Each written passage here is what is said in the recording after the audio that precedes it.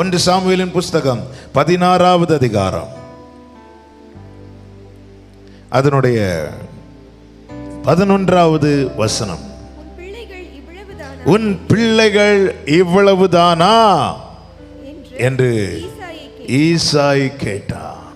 அதற்கு அவன், இன்னும் எல்லாருக்கும் இளையவன் ஒருவன் இருக்கிறான், அவன் ஆடுகளை மேய்த்து கொண்டிருக்கிறான் என்றான். அப்பொழுது சாமுவேல் ஈசாயை நோக்கி, ஆள் அனுப்பி அவனை அழைப்பி, அவன் இங்கே வரமட்டும், நான் பந்தியிருக்க மாட்டேன் என்றான். உன் பிள்ளைகள் இவ்வளவுதானா? உன் பிள்ளைகள் இவ்வளவுதானா? நமக்கு தெரியும், சாமுவேல் ஈசாயின் வீட்டிற்கு வருகிறான். அவர்களோடு கூட பந்தி இருக்கும்படி எல்லாரையும் அழைப்பிக்கிறான். பிள்ளைகள் எல்லாம் அழைச்சிட்டு வாங்கன்னு சொல்லும்போது ஈசா என்ன பண்ணுகிறார்? தாவீதை விட்டு மீதி எல்லாரையும் அழைச்சிட்டு வரார். அபிஷேக தைலத்தை ஒவ்வொரு பேர் தலையில ஊற்றும்படிக்கு போகும்போது ஆண்டவர் சொல்லுகிறார், இவன் அல்ல, இவன் அல்ல, இவன் அல்ல, இவனை நான் புறக்கணித்தேன், இவனை நான் புறக்கணித்தேன், மனுஷன் பார்க்கிறபடி நான் பார்க்க மாட்டேன், இவன் அல்ல, இவன் அல்ல என்று சொன்னபோது சாமுவேலுக்குள்ள ஒரு கேள்வி, இன்னும் இந்த வீட்டில் ஒரு நிறைவு வரலையே. இங்கே தானே கர்த்தர் என்னை அனுப்பினார், இந்த குடும்பத்தில் தானே அனுப்பினார், ஆனால் இந்த வீட்டில் இன்னும் ஒரு நிறைவு வரலையே. எனவே தான் ஈசாயை பார்த்து கேட்கிறான், உன் பிள்ளைகள் இவ்வளவுதானா? அப்பதான் ஈசாய் சொல்றேன், எனக்கு இன்னொரு பையன் உண்டு. உடனே சாமுவேல் கேட்கிறார், சொல்லுகிற வார்த்தையை கேளுங்க, அவன் இந்த பந்தியில் வந்து அமரும் மட்டும் நான் சாப்பிட மாட்டேன். ஆக்சுவலா தகப்பன் ஈசாய் அல்லவா இந்த உத்தரவாதம் எடுக்க வேண்டும். நான் உபவாசம் இருப்பேன். எதற்காக? எனக்கு இன்னொரு பையன் உண்டு, அவனும் இந்த பந்தியில் வந்து அமரணும். இது ஈசாய், இது உண்மையிலே அது தகப்பனுக்கு ஒரு பெரிய அடியும் ஒரு அவமானமும் கூட இல்ல. மறந்து விட்டான், தாவீதை மறந்து விட்டானா அல்லது இதற்கு எல்லாம் இங்கே வரமாட்டான் என்று ஒதுக்கி விட்டானா தெரியவில்லை. ஆனால் கர்த்தர் கேட்கிறார், உனக்கு பிள்ளைங்க இவ்வளவுதானா? உன் பிள்ளைங்க இவ்வளவுதானா? நான் உன் கையில் தந்த பிள்ளைகள் இவ்வளவுதானா? இல்ல, இன்னொருத்தர் இருக்கிறான். எங்க? சாமுவேல் சாப்பிடலன்னா அந்த பந்தியில வேற யாரும் சாப்பிடக்கூடாது அப்படின்னு என்ன அர்த்தம்? அவன் இங்கே வரும் மட்டும் ஒருத்தர் சாப்பிடக்கூடாது. என கேட்கிற அன்பு பெற்றோரே, ஆண்டவர் நம் கையில் தந்த பிள்ளைகளை குறித்து நம்மிடத்தில் கணக்கு கேட்பார். உன் பிள்ளைகள் எங்கே? உனக்கு இவ்வளவு பிள்ளைங்க தானா? இல்லை, இன்னொருவன் இருக்கிறான், அவன் வரட்டும், அவன் வரும் மட்டும் நான் ஒன்றையும் புசிக்க மாட்டேன். அதை புரியும்படி சொல்றேன், அவன் வரும் மட்டும் நான் உபவாசிப்பேன். பிள்ளைகள் கர்த்தருடைய பந்தியில வந்து அமரணும், பிள்ளைகள் கர்த்தருடைய சமூகத்தில் வந்து இருக்கணும். இதுவே தகப்பன் அல்லது பெற்றோர் எடுக்கிற உத்தரவாதம். இதற்காக என்ன செய்ய போகிறோம்? இதற்காக தேவ சமூகத்தில் உபவாசித்து ஜெபிக்க போகிறோம். பிள்ளைகள் தேவ சமூகத்தில் வரணும், பிள்ளைகள் கர்த்தருடைய சந்நிதியில வரணும். அவன்லாம் வரமாட்டான், நான் மட்டும்தான், அவன்லாம் வரமாட்டான். இல்ல, உத்தரவாதம் எடுங்கள்.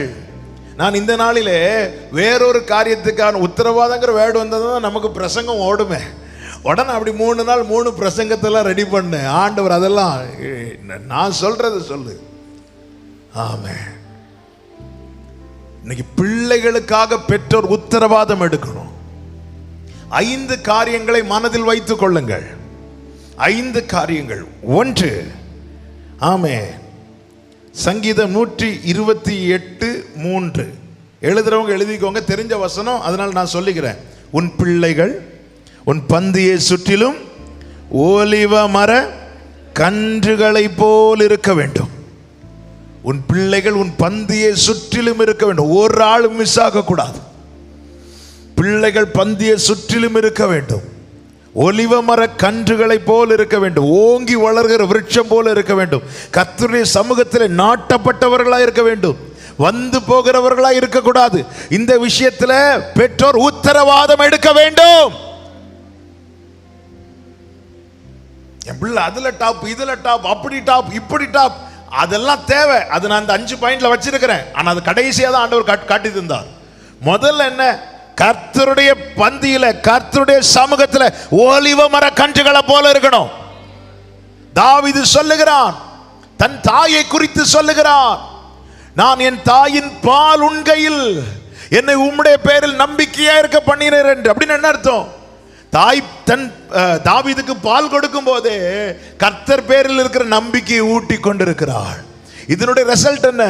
52வது சங்கீதத்தில் சொல்லுகிறார், நான் கர்த்தருடைய ஆலயத்திலே பச்சையான ஒலிவ மரத்தை போல இருக்கிறேன். ஆமென், ஆமென். பந்தியை சுற்றில ஒலிவ மர கன்றுகளை போல பிள்ளைங்க இருக்கணும்னா பிள்ளைகளுக்கு கிறிஸ்துவின் மேல் இருக்கிற நம்பிக்கையை ஊட்டணும். கர்த்தரை நம்பு. அதுதான் தாவீது சொல்லுகிறார் 71வது சங்கீதத்தில், நீர் என் சிறுவயது முதல் நீரே என் நோக்கமாயிருந்தீர். அப்படின்னு என்ன அர்த்தம்?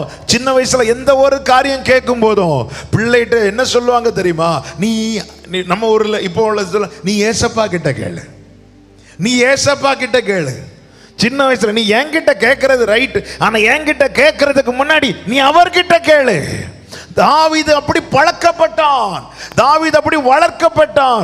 எனவேதான் தாவீது சொல்லுகிறான், என் சிறு வயது முதல் நீர் என்னுடைய நோக்கமாயிருந்தீர். கர்த்தருடைய ஆலயத்தில் நாட்டப்பட்ட விருட்சங்களாய், ஒலிவ மர கன்றுகளாய். ஒலிவ மர கன்று சின்னதுதான், சின்ன ஒரு கன்று தான் கொண்டு வைக்கிறது இல்ல, ஒரு செடி. அதுக்கப்புறம் தான் அது ஓங்கி படரும். சிறு வயது முதலே தேவ சமூகத்தில் பிள்ளையை நிற்க வைக்க, நிலை நிறுத்த பழக்குவிக்கப்பட வேண்டும். கர்த்தருக்கு பயப்படுகிறவன் இவ்விதமாய் ஆசீர்வதிக்கப்படுவான். இது ஆசீர்வாதம். பிள்ளைகள் தேவ சமூகத்தில் நிலைத்திருப்பது ஆசீர்வாதம். ஆமென் சொல்லுங்க. தேவ சமூகத்தில் பிள்ளைங்க நாட்டப்படணும், கர்த்தருடைய சந்நிதியில வளரணும், தெய்வீகத்துக்கு அடுத்த காரியங்களில் பிள்ளைங்க ஈடுபடணும். ஜெபம், வேத வாசிப்பு, இது பிள்ளைகளுடைய அன்றாட வாழ்க்கையை மாறணும். இதுல அதிகம் கவனம் செலுத்தணும். மேக்ஸ் படிச்சியா, கெமிஸ்ட்ரி படிச்சியா, பிசிக்ஸ் படிச்சேங்கிறத காரியத்தை மாத்திரம் பார்த்துட்டு இன்னைக்கு பைபிள் படிச்சான்னு கேட்க விட்ட எத்தனை நாட்கள். முதலாவது தேவனுடைய ராஜ்யத்தையும் அவருடைய நீதியும் தேடுங்கள், பின்பு இவைகள் எல்லாம் உங்களுக்கு கூட கொடுக்கப்படும். பிள்ளைங்க நாட்டப்படணும் தேவ சந்நிதியில. பிள்ளையுடைய ஆவிக்குரிய வாழ்க்கை தொய்ந்து போகிறதை குறித்து பாரப்படவில்லை என்றால் நாம் பிள்ளைகளை சரியான வழியில் நடத்தவில்லை என்ற அர்த்தம். எல்லாமே நம்ம கைக்குள்ள இருக்கணும் கிடையாதுங்க. சில காரியங்கள் கைவிட்டு போகும். அந்த நேரத்தில் தான் நம்ம பாரப்பட்டு தேவ சந்நிதியில சாமுவேல் சொல்லுகிற வார்த்தையை பிடித்து கொண்டு, அந்த இளையவன் இந்த பந்தியில் வந்து அமரும் மட்டும் நான் புசிக்க மாட்டேன். இந்த உத்தரவாதம், இப்படி அவன் உத்தரவாதம் எடுத்தபடியினாலே தாவீது அழைத்து கொண்டு வரப்பட்டான். தாவீதின் தலையில் அபிஷேகம் ஊற்றப்பட்டது. தாவீது எல்லாரை விட மேன்மையாய் உயர்த்தப்பட்டான். கரங்களை தட்டி இன்னைக்கு எந்த பிள்ளைகளை குறித்து பாரப்படுகிறீர்களோ, யாரை குறித்து கவலைப்படுகிறீர்களோ, அவர்களை குறித்து உத்தரவாதம் எடுங்கள். மற்ற எல்லாரை காட்டிலும் அந்த பிள்ளையை கர்த்தர் மேன்மையாய் வைப்பார். ஆமென், ஆமென் சொல்லுங்க. பிள்ளைகளை குறித்து உத்தரவாதம் எடுக்கதான் ஆயுளையும் சுகத்தையும் ஜீவனையும் தந்து கொண்டிருக்கிறார். ஆமென். உத்தரவாதம் எடுங்கள். பிள்ளைகள் பந்தியை சுற்றி இருக்கணும். என் பிள்ளை என் அப்பா சமூகத்தில் வளரணும். ஆமென். பிள்ளை தன் வயிற்றில் தோன்றும் முன்னமே அந்நாள் அந்த காரியத்தில் உத்தரவாதம் எடுத்தா, நீர் எனக்கு தரக்கூடிய ஆண் பிள்ளை உங்க சமூகத்துல தான், உங்க சமூகத்துல தான்.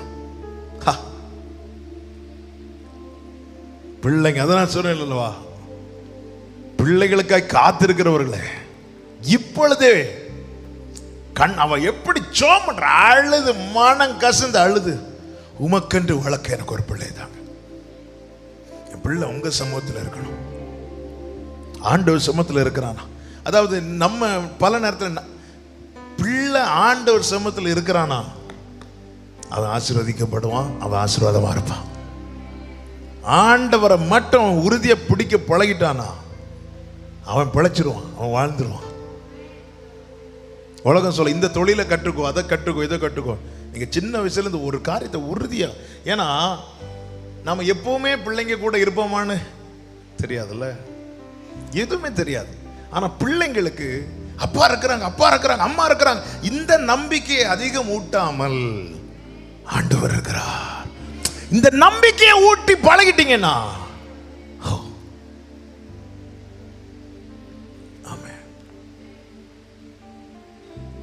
எதுவும் நிரந்தரம் கிடையாது. ஒரு தாயும் தகப்பனும் பிள்ளைகளுக்கு மலை போன்றவர்கள், பர்வதம் போன்றவர்கள். ஆனால் ஒரு நாளில் நிச்சயம் மலை விலகும், பர்வதம் நிலை பெயரும். ஆனால் அது நடுவில் நாம் ஆராதிக்கிற தேவனுடைய கிருபை பிள்ளைகளுக்கு என்றும் விலகாமல் இருக்கும். இந்த நம்பிக்கையை ஊட்டணும். அப்பதான் பிள்ளைங்க தேவ சமூகத்தில் நிலைத்திருப்பாங்க.